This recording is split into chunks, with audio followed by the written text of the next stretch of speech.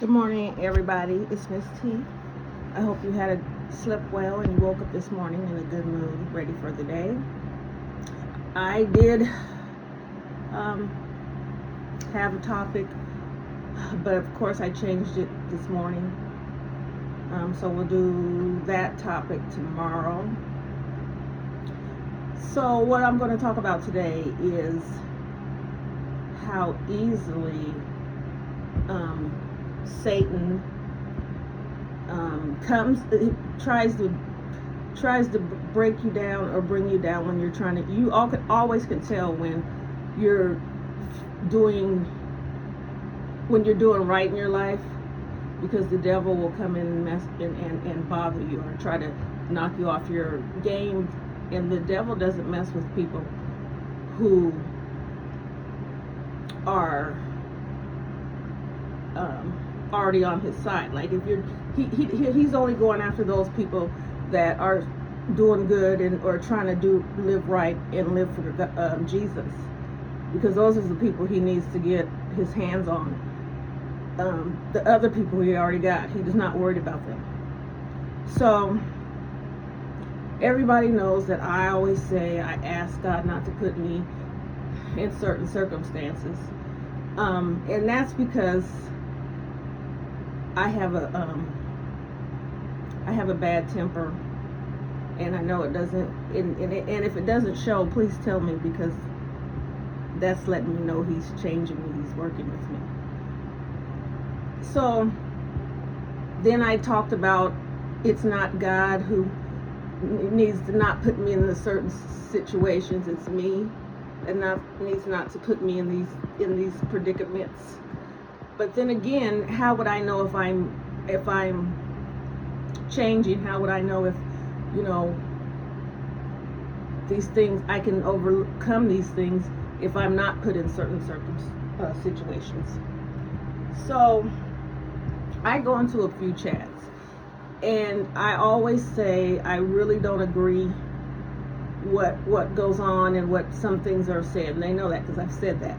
But if it gets a little too much, I just leave, because I've met a lot of nice people, and I just, mainly when I go into chats, I'm not even paying attention to the person whose chat it is. I'm just conversating, laughing with the people, in there. There's a lot of nice women, and men, very respectable men,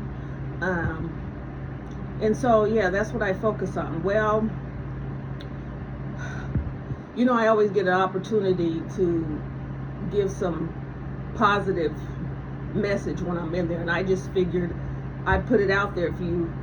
If I say something, just tell me to leave. I mean, this is your chat, and if y'all want to fight and call, holler and scream and call each other names, and I say, let's not do that, please.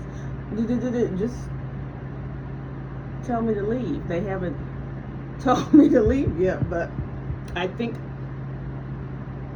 someone was trying to say it in so many words. But anyways, so you have these trolls. I've been told these are people who make up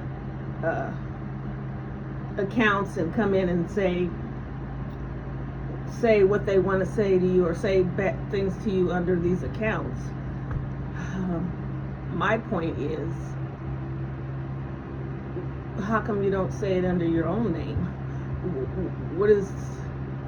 If I have something to say, I'm going to say it as me.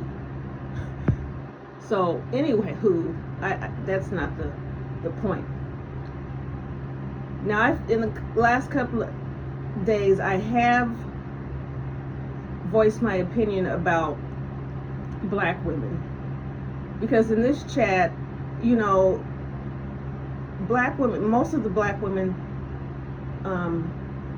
a majority of the black women get along. Everybody's good morning, queen, just that kind of thing. And I enjoy that, because I love to see, that's my goal, that black women come together and realize that we're sisters, we're in it together.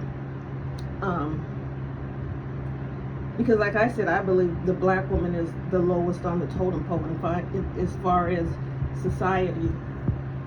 not protected, not respected. So if we don't stick together, no one, who's going to give us our, props or stand by us when, we need someone. So I had made a statement about it seems like the men enjoy the women arguing and tearing each other down, because that's how I felt. I don't think they really paid any attention to me, not paid any attention to me, they just didn't respond. But the black women know what I'm talking about, because when there's an argument and they get on the panel and they start to argue and call each other the B word and and everybody's just listening and then muting and then having it, that's what they do. And so what I've said all I can say. What I need to do is just pray for our black women. So anyways, I was in a chat yesterday and I can't remember, I think the chat was once again a young black woman had been disrespected in another chat, and they were talking about that. And I think I said I'm going to just have to move on, because all you soak up all the negativity and then you find yourself falling into it. So why, so this troll, I guess, took an opportunity towards me and said, Miss T is probably a man and she's a crybaby. And before I could even think, my fingertips went to answer back, and it wasn't going to be, because like I said, my mouth is vicious. And right before I just stopped, I erased it, and then I just didn't say anything. Because first of all, why would I answer a non-person? If you came as yourself, yeah, maybe I'd be like, well, why do you feel like that? Why do you think I'm a man? I'm not the one being a troll, you are. I have a page. If you want to go to my page, listen to my uploads, you're free to do that. I'm not here pretending to be someone that I'm not. Now, as far as being the crybaby, as I assume you're saying I'm a crybaby because I don't like to see black women being torn down, I guess. That's what you call a crybaby. Or you've been listening to my uploads, because I do say that on my uploads, that I'm a crybaby, but it's not for the reasons you think. I cry for the world. I cry for the injustices. I cry because I don't like to see people hurt. I don't like to see children hurt. I don't like to see them starving. I don't like to see anything like that. So yes, I do call myself a crybaby. But how would you know that? Also, you remember I said I wanted to be an FBI agent. So yes, I will I'll lead the investigation to find out who you are, but it's not important. It really isn't. The important thing was I put myself there,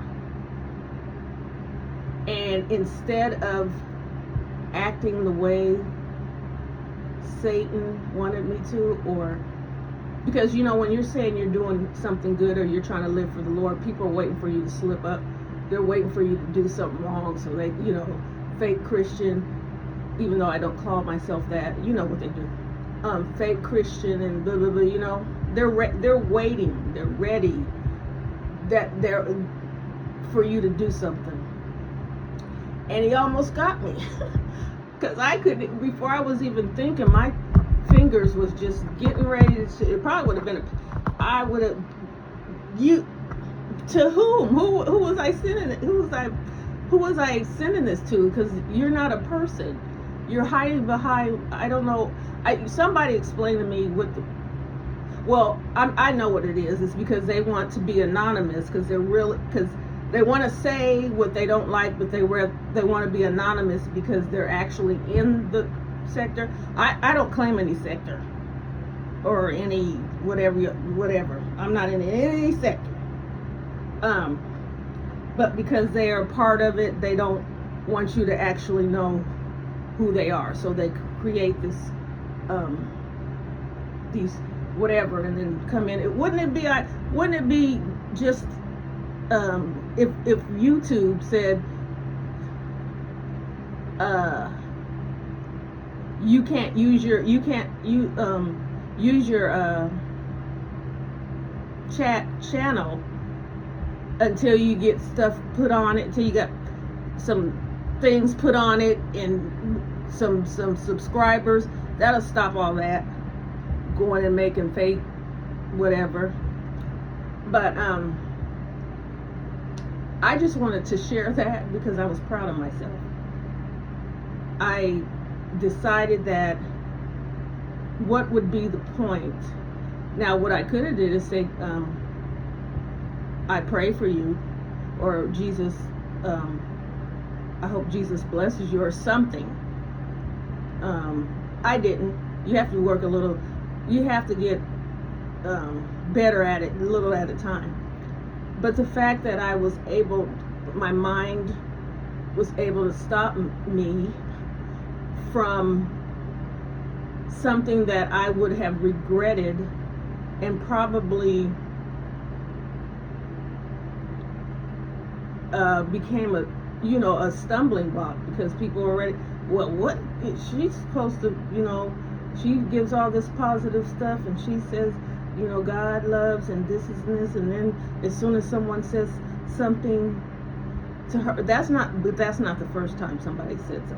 Somebody said something about, I think they mistook me for somebody else, and they said, is this the so and so that I got in an argument with? And I just didn't answer, because if you don't know who you got in an argument with, you need to figure out it wasn't me. So I just didn't answer. I didn't take that as a anything bad, but so I don't know. Tell me, if do I go back to because I was able to do it that time, should I just overlook and just go back? Would I be triggered if he said something worse? Would I, what I'm saying? But like I said, you only can get over one hurdle at a time. So I got over that one, and I'm absolutely proud of myself. Cause yeah,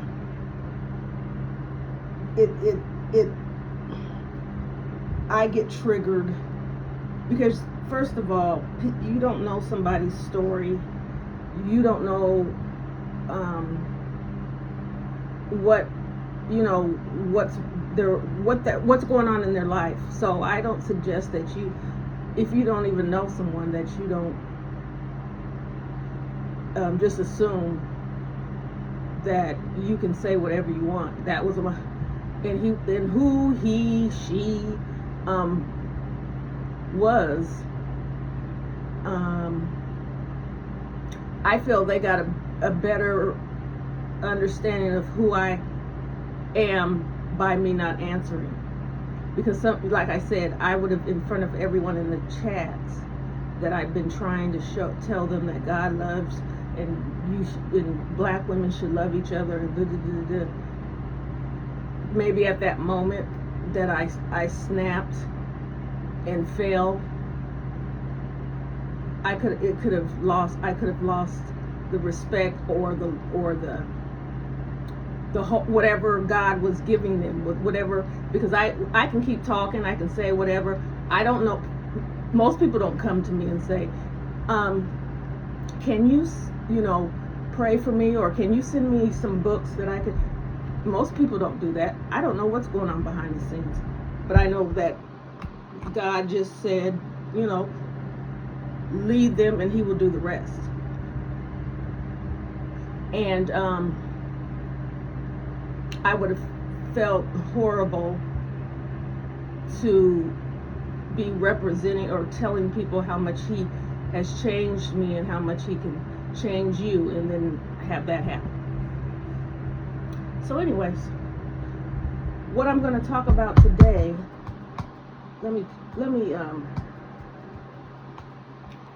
log into my computer so they don't wonder what I'm doing.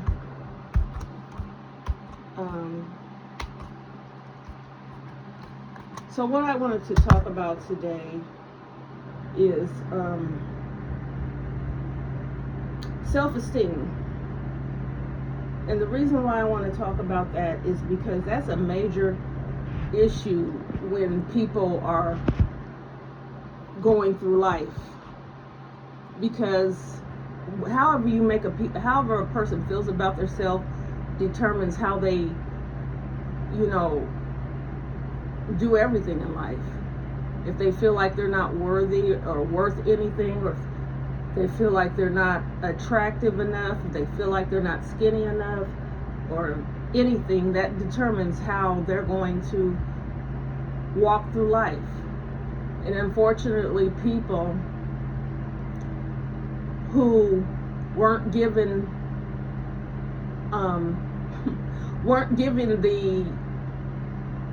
the key or whatever to determine who's what and who's who, like to tell other people what they are. So this world is based off of all kinds of things, classifications, and of course colorism has not gone away. It's gotten better, and I think that's because society has now put out, you see a lot of commercials where most of their models are dark and have coarse hair, and people are starting to realize that there's beautiful women with dark skin, but because others have been brainwashed for thousands of years, that's still not. Caucasians have always been in love with black women, period. I don't care if they were light, dark, they've always been in love with black women. I'm telling you, when I started working at the job that I am at now currently, a lot of white people weren't around black people all the time, didn't see it, and I was like, I felt like I was on display, kind of, because they were so fascinated. This white lady used to tell me, oh my goodness, she used to tell me, I wish I had a behind like yours. It's so round. And these are her words. It's so big and round. And she wanted to touch it. I'm like, these people are crazy. And then, they just, your skin is like the color of caramel. First of all, I can go and have take out the sexual harassment charges against you, lady. But they were just fascinated. The men too, just come up to you and say, "Oh, you're so beautiful," and and follow you around, and so I know that happens everywhere because they are fascinated with black women. There was a white woman on, she was being, I forget, it was on something, and she said, if you ever want to have a good smell or have a sit next to a black woman, they smell amazing. It's just everything. They just the way they dress and the way their shape and their just fascinating. But our own people will tell you that same woman that these people are praising and thinking that they're goddesses and queens, and they're tearing them down to nothing because the colorism hasn't left our culture. It's still, you're not as cute if you're not light skinned with long hair. You're still not as good if you're overweight or bigger than skinnier. Just a standard that they have. I don't really know if men have a standard. I guess really the standard is if you're just messed up, you're on drugs or you're alcohol or that type of thing, then you're not considered whatever. But men don't really have a standard. They don't tell men, you're not good because you got a pot belly, or you're not because your hair is receding. They don't really have these things to worry about. So what happens when black women don't feel good about themselves? They might have been told through high school, because how they do you in high school, you're categorized, and then they go and lift up the pretty girls, and then you're over in the corner and you're not considered a pretty girl. And sometimes they might tease you, sometimes they just ignore you. And so some women take that and internalize it, and make it go either way. So I have an aunt, she's my mom's twin sister, and she's really, really dark, but just not, just a beautiful dark woman. And so of course, in her era, that was not acceptable at all. They had the paper bag rule, and the mama said don't bring her here if she's dark. And so my aunt, when I was little, I was scared of her, and I didn't like her because she was mean. But when I got older, when I was grown, me and her, I don't know how we hooked up, but we started, hanging out together and stuff like that.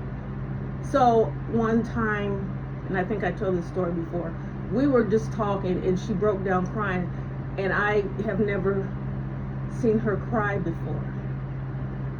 I always thought I don't think any woman in my family cry. I really believe that. They don't. I never seen my grandmother cry until we were at the funeral of her best friend. We just don't cry, and I don't know if it's because I never understood it, because people need to cry, and if you don't cry, you have so much built up that your stuff start breaking down. I don't know, but anyways, my aunt in my town was always winning awards and getting her name in the paper, and just all these accolades. And when I'm sitting here talking to her, that's because she felt so bad about herself, because they used to tease her and call her, all the dark black names, smoke, and she was beautiful. So, and that didn't matter, because her skin was, in that era, you were, and if you did date someone, they probably had you secretly hid somewhere. They wouldn't tell nobody that. But she overachieved.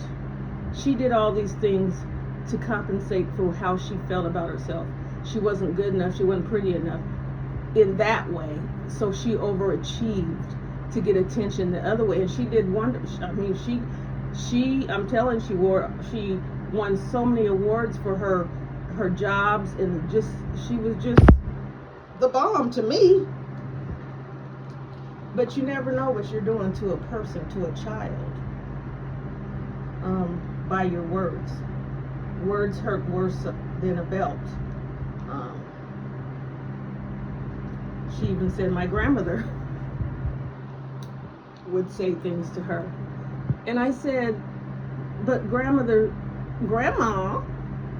husband is dark. If she wanted light-skinned kids, then she shouldn't have married Grandpa. So how are you going to blame her? But that's how they did. And they did it because it wasn't even something they thought about.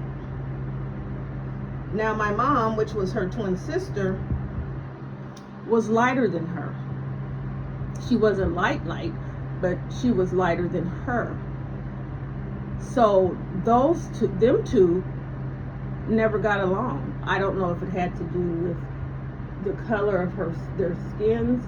I don't know if my grandparents made a difference between my mom and her as they were growing up. I don't know what the issue was, but they never got along, and that's horrible to have a twin sister. Not just a sister, but a twin sister that you never embraced and shared anything with.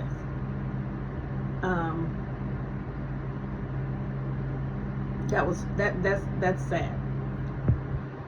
So I had read a story. I mean, not a story. It was on YouTube. And people will get on YouTube and say whatever they want to, and they don't care. I mean, that's how they feel. And it was a black girl talking about she only dates Mexicans or she didn't say white men, just men of other races, because she wants her kids to be light with good hair. So she's what's the word? She wants designer babies. She's already picking out what type of child she wants. Not that I want children and I want to love them and take care of them. She's only going to love them and take care of them if they're light-skinned with good hair. So Lord forbid that she has a baby who comes out looking like her. Then what? Cardi B had a colorism issue about light-skinned people, and her last child is dark, and she's very cute. She's such a cute baby, and she's such a happy baby. And I think Cardi, that was something for her, because she loves that little girl. You can tell she loves her, but she had that colorism issue. And look, now you have a black child. I mean, all your kids are black, but of course they're the color of her. So it can take so many forms of evil. How do you take a child, if you have 3 kids and 2 of them are light and whatever, and then you have a dark-skinned child, how in your mind you feel like you love them all equally, but are you going to treat them all the same is the point. The child feels everything that goes on, everything that is said, everything that is done, and you can be creating an adult that won't be able to be a good person in society, because they're dealing with the issues of their childhood. When they study serial killers always seem to have issues with their mothers, and I don't know if it's because most of their mothers treat them badly. or humiliate them, or call them names and say horrible things to them.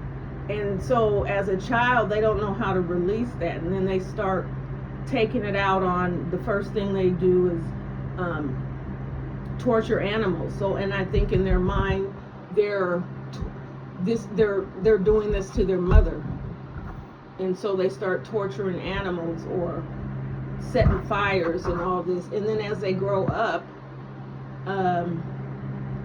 the innocent victims that they choose mainly have the same, they pick the same type of woman. If she has, if their mother has blonde hair or whatever, it's all blonde women who's 5'3" and thin or whatever, and that's how they,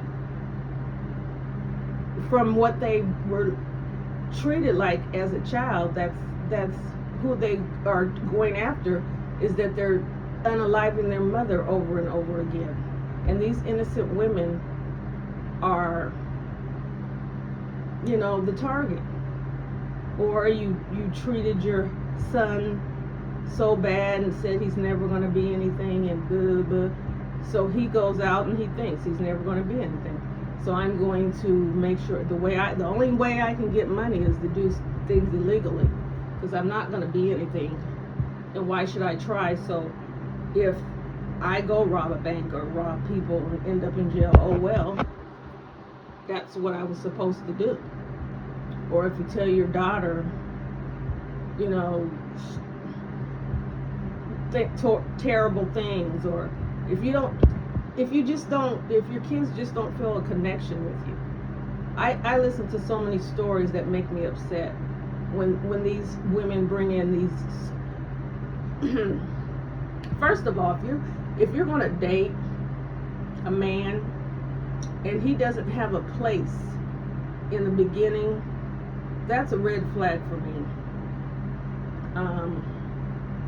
Because in your mind, we start dating, you've already decided eventually that you're going to move in with me, and that's not going to happen. But mostly that's what happens. A man doesn't have a place to go. He might be living with his mother or grandmother or family member or whatever, and then he meets you, and you got your stuff together, and you got your own place and all that, and so you're a catch. He doesn't want to let you go, even if he might not even really care about you, but for the meantime, you're a catch. So he moves in with you, and then they want to feel like they're the man of the house, so they want to come in and cause in turmoil. That woman and her kids were just fine until you came in and started telling her they need to have, go in their room and play their game. The living room shouldn't be where they congregate and have their friends over and playing games. They should be in their room, and then she accommodates. Oh yeah, okay, and then all kinds of stuff, and then it causes issues between you and your kids. And he's walking around here just like he's a king of, this is not your castle. You don't have anything to provide to the castle. You came here with nothing. But whose fault is that? That's her fault.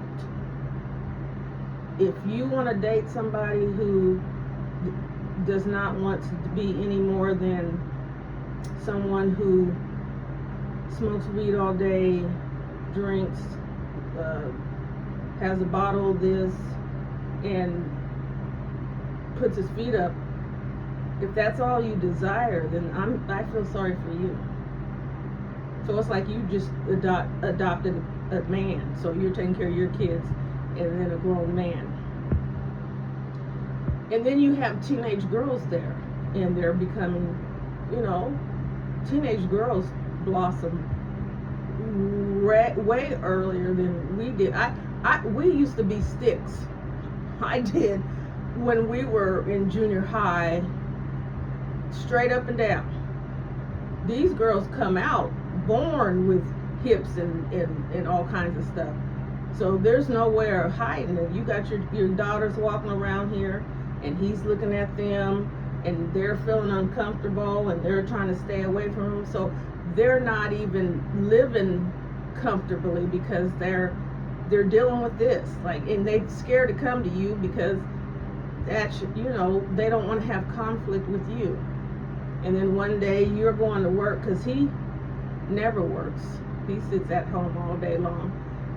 But the toilet's clogged up and the grass needs cutting, and so you have to continue to pay people to come and fix these things while he's sitting there. And so one day he's there and your daughter's there, and she's going in her room to lock her door because she's not feeling comfortable being there by himself. So she's not even comfortable in her own home. And then he's knocking on the door and telling her, open the door, and she's scared. She doesn't know what to do. And then she opens the door, and Lord forbid that,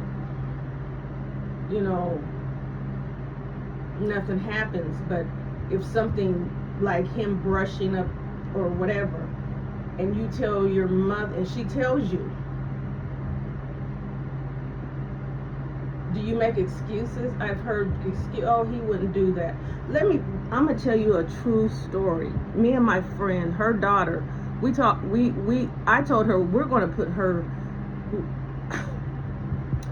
anywho, she has this boyfriend who has done nothing but cause conflict in the whole family.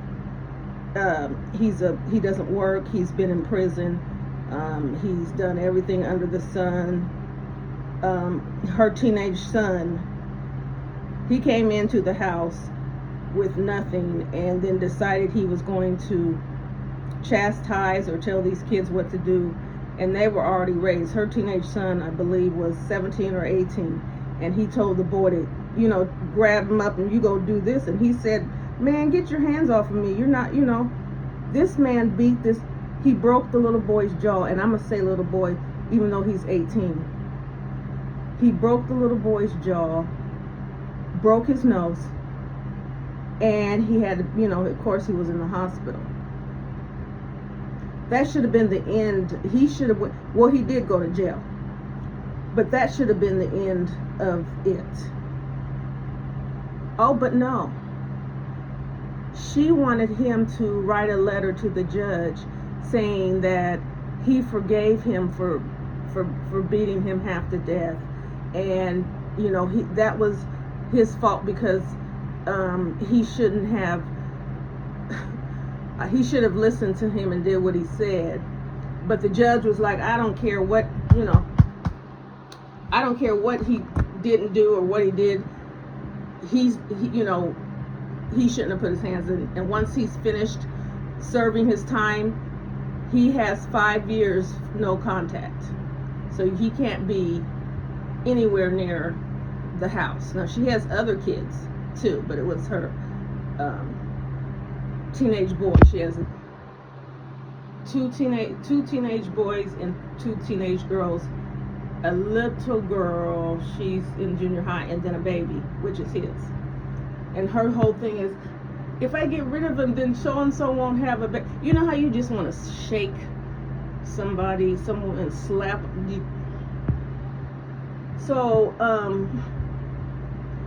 So she's trying to do everything she does to get this man back into the home after he beat your baby.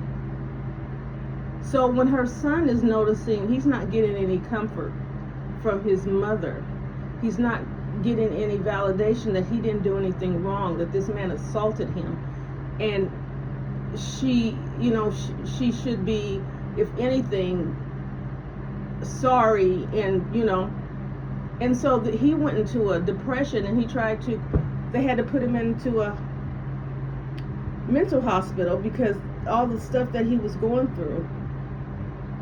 And she still is trying to get this man back into the house.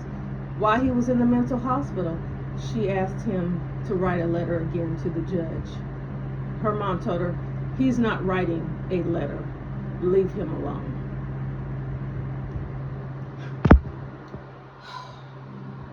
Her other daughter is she's getting into trouble because of course she's a teenager and she's fallen to the wrong crowd. So she has a monitor. She's 12 years old and she has a monitor on her ankle, and she has to be home at a certain age, and she can't hang out with certain people, and she can't drink because she drinks, and she can't smoke weed. They can't find that in her system. And she also steals, and she also beats up kids at school, and she's also been kicked out of every school in the district. So her mom thought it was a good idea to tell her she would let her do some of these things if she didn't if when the boyfriend came over, she didn't say anything. And what she told her mother, seems like she's the only one with any sense, is every time he steps his foot over here, I'm calling the police. No ifs, ands, or buts about it. And let me add just the icing to the cake. She has a mentally challenged daughter who is 19. Evidently, this man approached this mentally challenged, well, I'm not going to say this because I know her. He approached her and asked her if he could suck her toes. Now, she didn't go to her mother. She went to her sister, the one that said she was going to call the police every time that, he came over. She went to her sister, and her sister confronted the mother and him. And of course her mom said, oh, he wouldn't do that. He wouldn't say nothing like that. He wouldn't do that to say anything like that. He only sucks my toes. And I'm going to leave that story right there. Ladies, we are becoming the desperate just to have anything. I'm sure me and my friends said, we'll tell her we will go down to the shelter and find a decent one. There's some decent men at the shelter, since you want to just pick up a bum. It don't have to be him. We'll find you one with a car. If that's all the qualifications is and then I told her I'm not going to be able to be around her, because that is I have no respect. I don't have any sympathy. I don't have nothing for her. That you would put this, not only is he a criminal, but he's also a predator, and you would put, so your kids aren't worth more to you than the man who comes in and does nothing because he doesn't have a job, he doesn't pay anything, and he doesn't bring any food. So I said, so to her mom, well, so does he, what does he do? Does he like clean the house or watch the baby? But no. So needless to say, since her daughter told her, you can sneak him over here if you want to, I'm calling the police, she meets him in the car and they whatever. So hopefully when the winter comes, which is coming up, she'll come to her senses, because I surely wouldn't be sitting out in a car like a teenager when I have my own place. It's just amazing to me that the stories I hear, that these women are so desperate and will do anything to keep a man. He beat your baby, your son, your 18-year-old son, and he is so low that he tried to commit suicide because of all the things that were going on. I pray for that family. And I don't hold back. Me and my friend have been friends for years. I tell her, you need to knock some sense into her. You need to let him, and furthermore, let him come stay with you. Tell her she can keep all her benefits or whatever, and so he can heal. So you can instill in him it wasn't his fault. His mom is going through whatever. He needs to be away from the whole situation, and we need to make sure that we are teaching. First of all, it would be lovely if you don't meet a man and then move him in 3 weeks later, 3 months later, 3 years later. It also would be better at best that these people you interact outside. If he has kids, you all meet together and go to a fair or swimming or something, so that you can see how he interacts with your kids, how he interacts with his own kids. I'll go as far as to talk to the baby's mama, last girlfriend. Well, why'd y'all break up? Oh, because he likes to cheat and he likes to beat women. Well, there you have your answer right there. And so do you think he's not going to do the same to you? And it will only be fair for me to turn around and discuss men, because there's a lot of good, nice, good, wholesome Christian men too. Same thing. Move women into your place, and then she disrupts when your children come over and spend time with you, and she kids always know. They can detect a person who doesn't have a good personality, or is not a good person. So she comes in and she tells you, oh, they shouldn't be up at this time of the night, and they shouldn't do this. It's been working just fine when you weren't here. Why do you want somebody? People always want to come in and exert their authority on others. You don't. You just got in the door. You don't have any authority. And then then the kids go home and tell their mom, and that's what causes all these issues. So you need to really decide, especially if you got kids, you need to really take the time out to decide who. Think with your brain and not your I don't care how she can clap. I don't care how she can whatever else she does, tricks she does. That shouldn't matter. If she's causing friction and causing your kids to be upset, and then they get to the point where they don't want to come over and see you, there's a problem. And so who are you? Who's the problem? Your kids. You and your kids were just fine, on the weekends and having movie night and popcorn night and just doing all kinds of things together and spending time together, and they were so happy to see you, and you guys just spent quality time. And here she comes because she really doesn't want the kids over there, because she wants your attention. Your main attention should be on her, and that's selfish. Don't come over when it's his time to be with his kids. Or if you got any sense and he allows you to come over, it's still about the kids.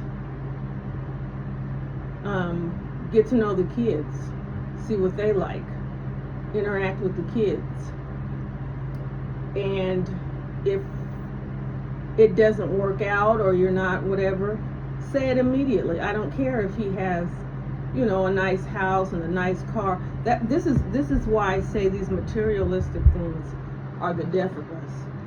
A woman will date a man that she doesn't like, and actually she doesn't like him so as much. She will go so far as to think of reasons not to be intimate until she can't do it anymore, till everything runs out. She just wants the benefits. She wants to be able to drive your car, you to spend things, take her out to eat and buy her things and stuff.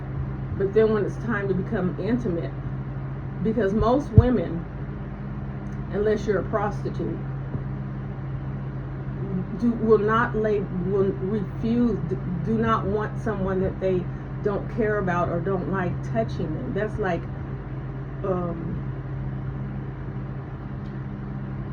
creepy crawly.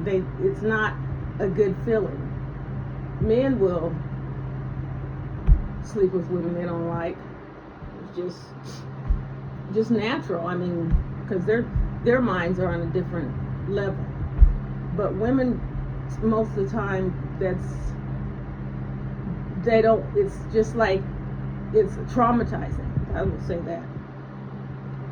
So if she is coming up with all excuses, you tell her you want to take her on a trip for the weekend, and she says she has some, who wouldn't want to go on a trip?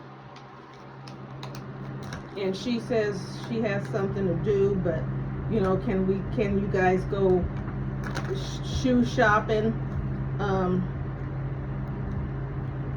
You'll know the change if you continue to date her and want to be used and laughed at and taken advantage of. That's on you. I'd rather be with a man who has no money, as far as where he can, because I'm not letting a man control me with nothing. I have my own money. I can do what I want.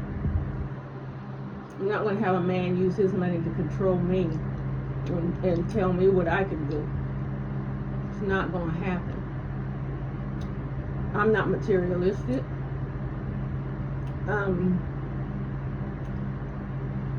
I always have goals. If I have something that I want to do and I don't have the money yet, I'm going to save up. I'm never going to be under any man's thumb. Not going to be able to tell me where I can go, what I can wear, who I can hang around with, nothing. I've had certain situations where older men say, I will take care of you, you don't have to do anything, and it never crossed my mind, oh, that sounds good. It's like, heck no. I don't even like you like that. And I know it comes with a price. I have to live, I get to live free in your house. You pay all the bills. You'll save money up for me, and all my money is mine. But there's a price to that, and I'm not willing to pay that price. Some women are. Not down on you if you are. But I'm not paying that price. It's too high of a price. And like I said, men, there's good, nice men out there. And I understand why some men turn to the way they do. They get treated by women that just want to get, or for you to give, and that's what they feel like they deserve. But you put them on a pedestal. She's beautiful. She's got long hair, and she has curves, and whether or not they're hers or they came from Neiman Marcus, I don't know. But we are stuck on the fact that women that are curvy and have these big bosoms and big butts, and those are the perfect women. Now, if they fix their body like that, how are they the perfect woman? That's not even them. That's not the real them. That's someone different. And I don't put down that if you want to get your body changed because you're not happy with it, that's on you. And you know, a lot of women are desperate and not happy because they're still jeopardizing their lives to go have this surgery done, and then most of the surgery is botched.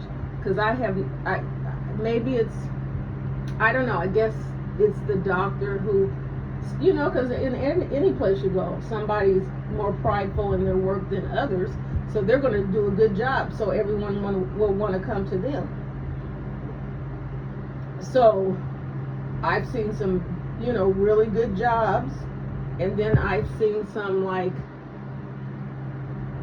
who, you paid for that?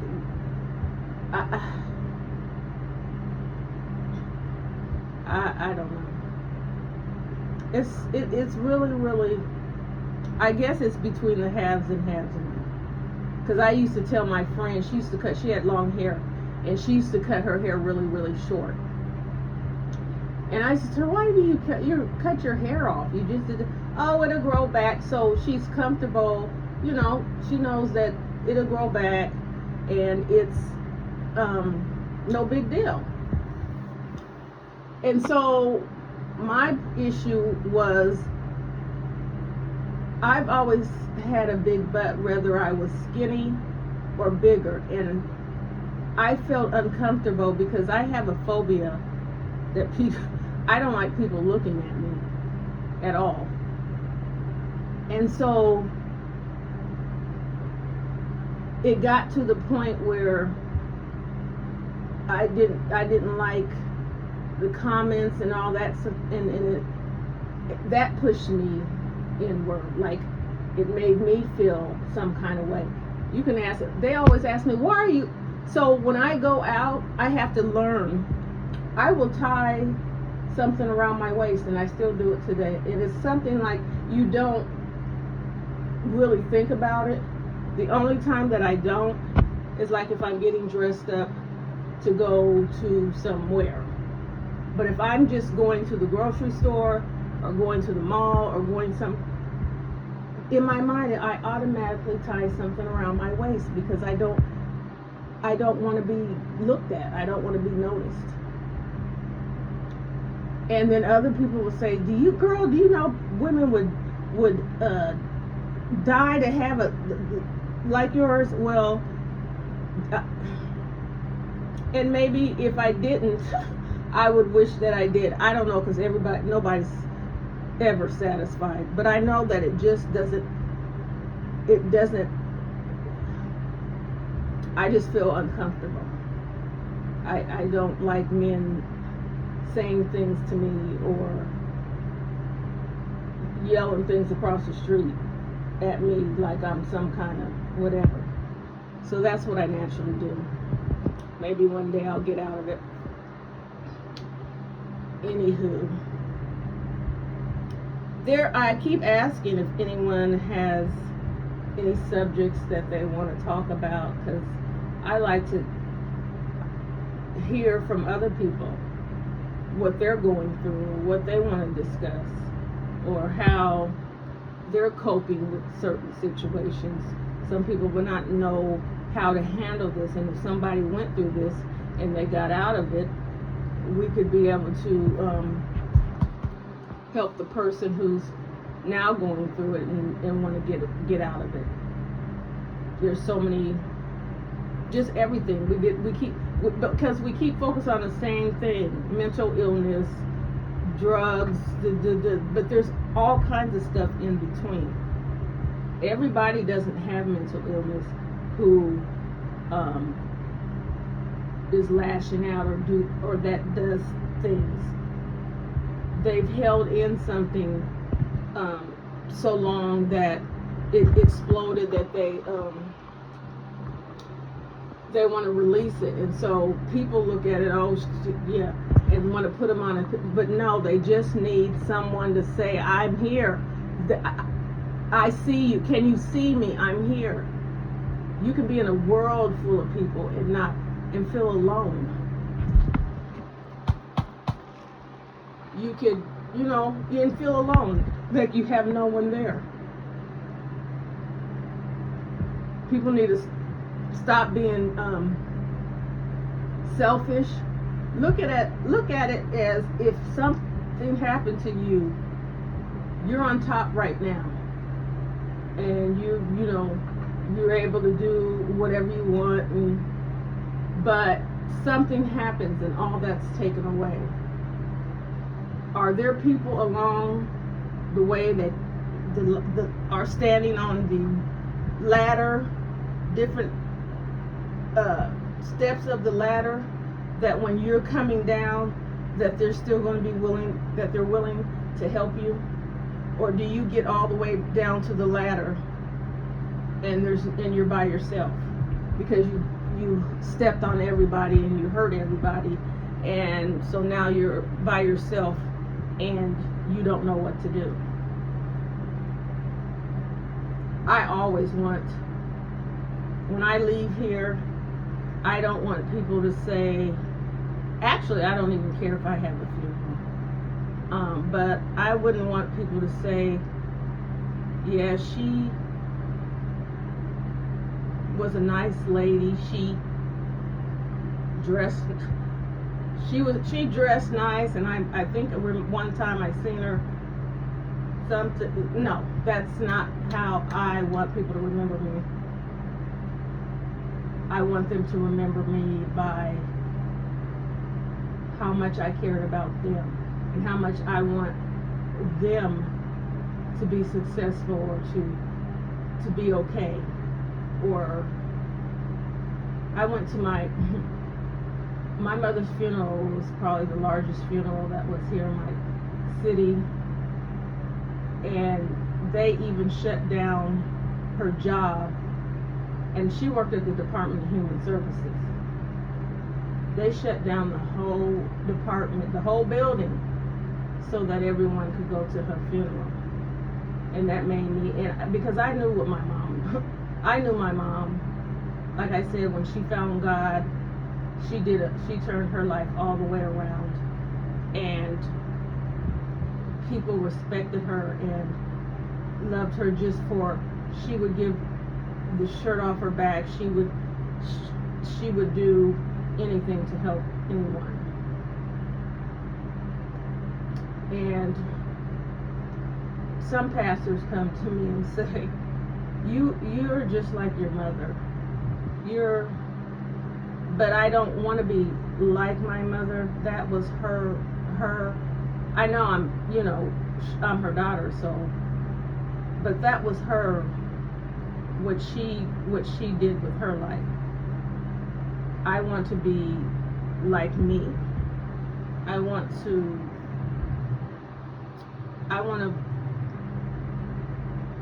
make a difference in my community.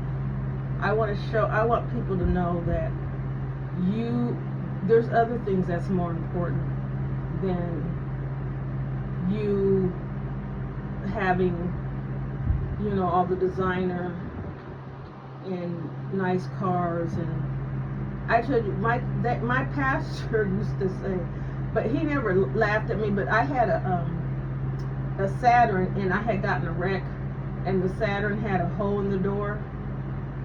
And they used to tell, why don't you get your car door fixed? Why don't you do? And I used to tell him, girl, as long as it gets me from A to B, I don't care. And he was amazed, because he was like, first of all, women don't want no imperfections. They would get that car. I said, I don't give a darn about that. I can get here and get back. The engine's just fine. Whenever I fix the door, that's when it gets fixed. And that's why I say I can relate to men and women, because I can understand some of the things. Like, I just don't like some of the things women do.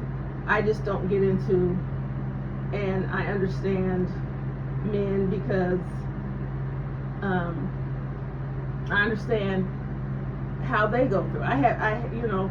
Being a single parent, and you have to study both things. I mean, people say women can't raise a man. I can raise a child, I can raise a boy child, especially if I have God in the home leading us. My son has never joined a gang. He's 16 years old. I have taught my son to respect women. My son knows how to cook if he's going to be a single, live in his own apartment. He knows how to cook, do laundry, and keep his house clean. My son knows how to take care of his business as far as I need to call and make appointments and make sure these are the things, and it doesn't have to, you don't have to, I don't know what men, other than being a citizen, I don't know what else you want them to do other than fight, because I guess, I don't know if you're saying you can't raise a man because he needs to know how to shoot a gun. I don't know. I don't know. But my son was raised in the church. I allowed him to ask questions. I told him that it's okay to be afraid, because every young man doesn't know how to fight. And if he has a problem and Mom, I can't go to school because you ready to get signed up for boxing? Are you ready to make choices? It's not, stop putting things in people's head like we're doomed because boys are being raised by their mothers. Well, good thing, because the dad is gone. So who was going to raise, who do you want to raise them? Themselves? So you work with what you have. If a mother cares enough about her son, she's going to make sure he's all right. She's going to talk to him. My son can talk to me like a homie. Then it's time to talk to me like a child. I ask him questions. What is that? What are you listening to on the TikTok? What does that mean? Why are, I believe my son will come to me, well, I hope my son, I'm not going to say, will come to me when he feels it's the time. Of course, I'm going to try to talk him out of him, but if you come to me and then you say, I would rather you say that so that we don't have to start this vicious cycle about young boys having kids and they're not even, haven't even begun their life. Who the kids fall off on? The grandparents. I'm not raising them. I got my puppy, my dog, and he's enough.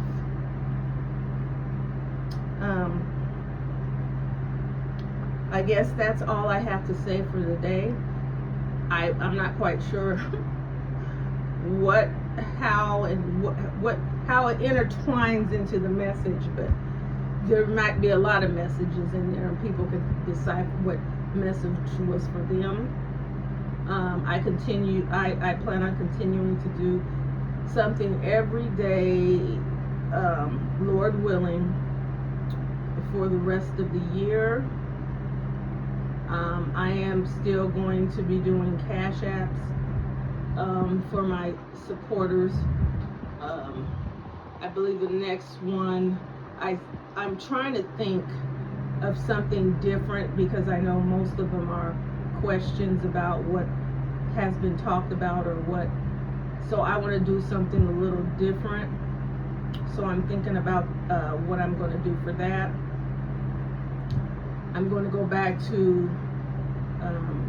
shouting out my supporters who have been there from day one, continue to support me, share me out, and all those good things. And I truly appreciate everyone for standing by me. They were, even before I even started, I was saying I'm going to start my channel, and before I even started it, people were subscribing, And I appreciate that so much. I do. I ask that you pray for me as I pray for you. I ask that you are studying for yourselves to and not never take anything that I say to apply to you unless you understand it, you read it, and you decided it for yourself. Maybe what I read and I chose is not the same how you interpret it. We're all in a different walk with the Lord. He gives us all something to strive for. He knows what's going on in our lives, in our mind, and what we need to be uplifted, and what we need to hold on to His unchanging hand, because it's going to get worse. It's not going to get better. And so He knows what we need to work on. And my whole thing is, I don't know how far this it does say in the Bible that Christians are going to be persecuted for serving the Lord. And I don't know how far that is. And so I am working on, I don't want to be Judas. I don't want to be Peter. I want to believe that if it gets that far and you're going to be arrested, which I know that there are Christians over in other countries that are being tortured, but if it reaches over here, which I don't know how it could with all the rights that they come up with, but hey, they might say, look, they're getting out of hand with this. We're going to make everybody's worship on Sunday. That's it. We said Sunday was the holy day, and if we catch you worship on any day but Sunday, you're going to jail. Then there will be a decision that people would have to make. So I'm just preparing myself, studying to get myself standing firmly. I believe God, what He says, He's going to protect me. So if I choose, if that there comes a time where I have to make a decision, that I make that decision for God, that I have to believe that He is going to take care of me and bring me out of whatever that I may go through. I hope everyone stays blessed and has a wonderful rest of the day. I pray for everyone. I especially thank all those who support me behind the scenes, who give me pep talks, who let me know that they're proud of me, and who tells me to just hold on and to not get discouraged. And I appreciate all of you. And so we will see what we will be discussing tomorrow. Until next time.